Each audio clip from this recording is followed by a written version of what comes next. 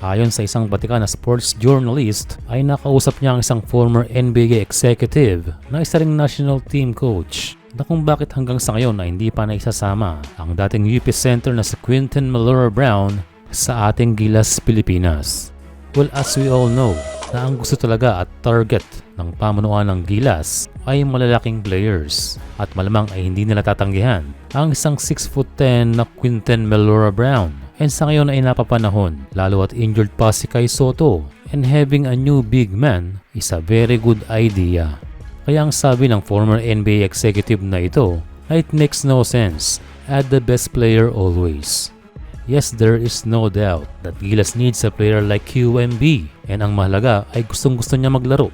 And dagdag pa sa post na ito that basketball leaders tend to only add the players from teams they like. From MVP maraming TNT players, and no SMC maraming Hinebra at San Miguel. Yes, it is a good point dahil siyempre kukuhanin ng mga coaches ang mga player na madaling makaka-adapt sa kanyang system. A player like QMB malamang ay hindi yan tatanggihan ni Coach Tim Cone kung sakali. Pero malaking factor talaga kung bakit wala pa si QMB ay ang status ng kanyang eligibility. May balita na rin naman na naipasa na ang dokumento ni Quinton. Ang tanong lang kung ito ba ay kumikilos o nakarating na nga ba sa FIBA.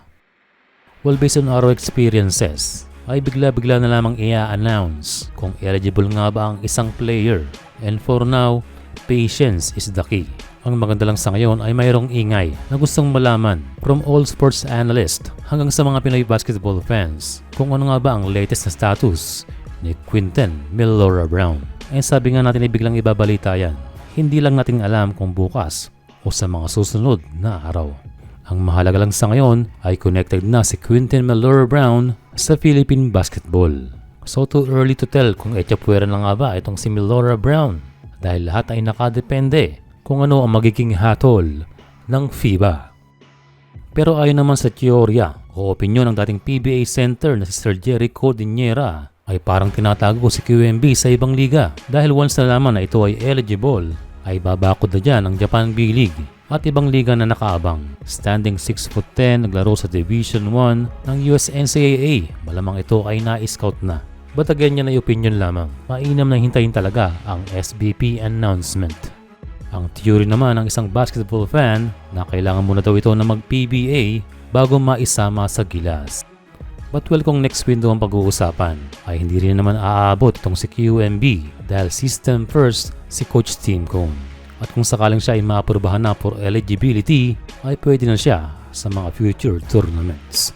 But for now, mahiwaga kung ano nga ba ang balita kay QMB.